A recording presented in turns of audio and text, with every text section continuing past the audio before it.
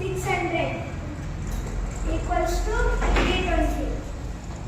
అంటే ఇప్పుడు ఇది సింప్లిఫై చేసుకోవాలా. అంటే అన్నింటిలో 2 zeros ఉంటాయి కాబట్టి ఇక్కడ 2 zeros క్యాన్సిల్ కొడతాం. 2 zeros క్యాన్సిల్ అంటే 76 420. అంటే హాఫ్ అన్నారు కాబట్టి ఇంటూ 2/3. 3 1 3 1 3 4 0.